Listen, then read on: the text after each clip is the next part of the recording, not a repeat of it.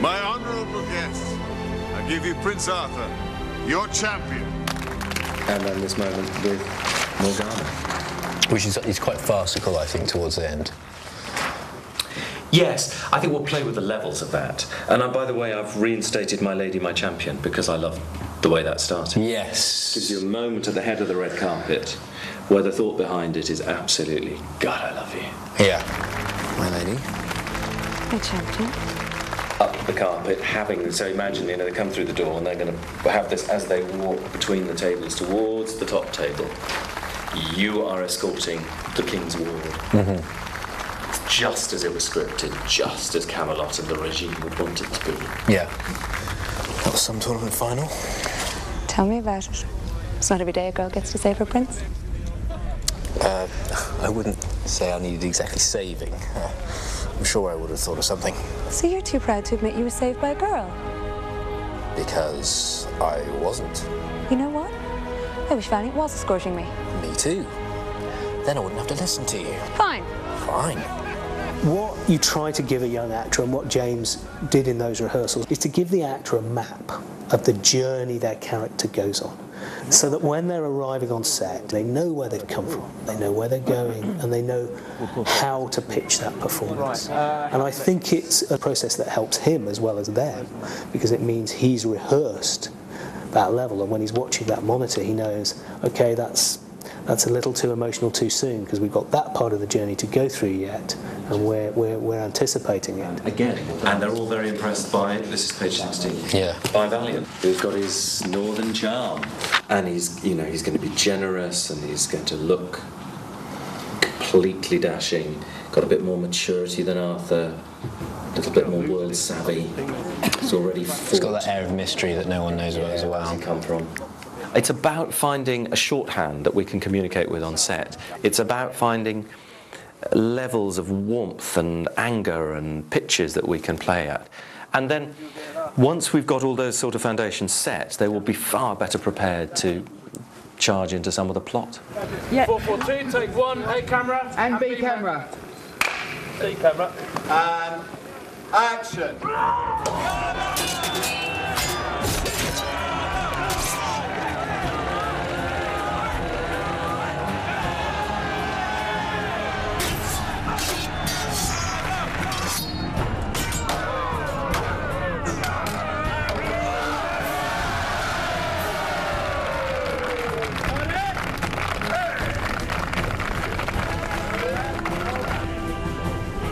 Anthony and I have been working on our father-son dynamic off-screen, largely due to the fact that he'll have something and I'll borrow it off him, and then he'll say, you will give me that back, and I'll go, yeah, and then not give it him back, at least for a while.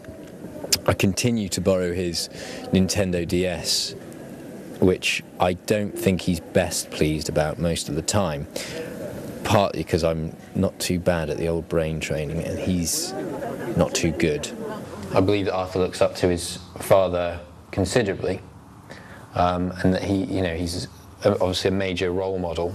Well, there's that moment at this that I quite liked that was written after Valiant's killed, where he looks up at his father, and it's kind of a look of, this is how I imagine doing it, is having the sword, pulling out the body and just throwing it away, and just kind of like, sort of staring up at him as if to say, you should have believed me. Oh, yeah. Lupin! Bush, bang, bush, and then he goes down there, we don't see any blood, he goes away, and Dad, did you see that? No, because I'm playing with my Nintendo DS. Look at him.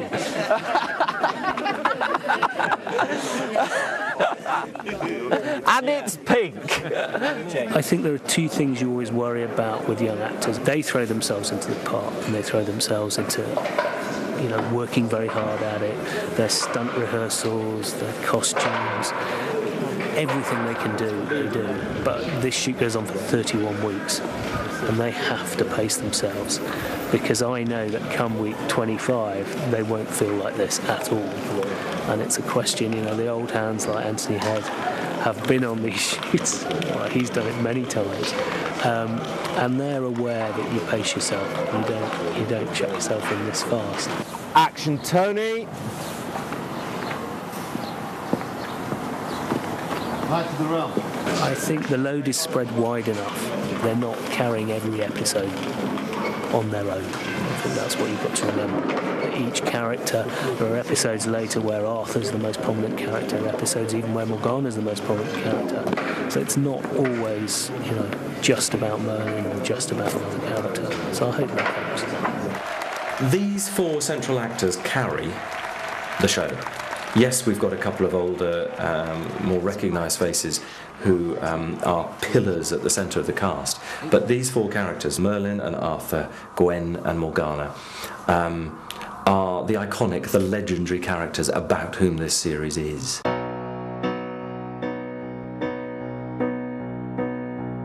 To lead a 13-part series requires not just only talent, but maturity, skill, and the knowledge you need to pace yourself through a story that big. I've always wanted to do acting. It's the only thing I wanted to do. When I could speak, the first thing I was wanting from Santa Claus was puppets and theatres and things, just things to do with performance. And then I got involved in pantomimes and things whenever I was really young, but not any professional work, just sort of amateur productions and things.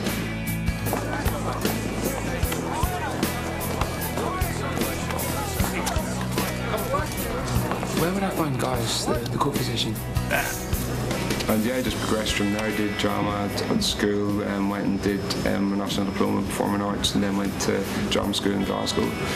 And yeah, it just then all kicked off from there. I've worked with Colin Morgan before. He's guested on Doctor Who and was fantastic. And your eye is drawn to him. He's got a real quality and he's charming, and you find yourself responding to him.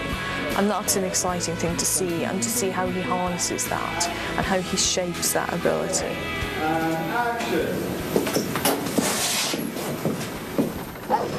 My family are really excited about the whole thing. They're also really excited about it coming out, because whenever I was doing theatre work, they would be able to come over, see me in rehearsal sometime, or see the show. But with this, because it's not coming on until a few months down the line, they're just a bit wondering what's going on, how's it all working. Even though from a young age I was really wanting to be an actor, I suppose parents don't really think it's going to happen because it doesn't appear to be a realistic kind of job, but it just proves that it is. You can go and do it. I mean, I remember careers advisors telling me, going, what do you want to be when you grow up? And we said, oh, an actor. And they go, right. If I thought about teaching, it's kind of putting you off in different directions, but I'm just glad that it's starting to work out. It has kind of sunk in, starring in a big drama. I think I kind of really realised how big it is, I guess, or kind of how big deal it is, because it's kind of hard when it's different when you're here and you're kind of all together, and you think of that kind of scale of it. You kind of think, yeah, it's quite a big deal. It's quite exciting. Really.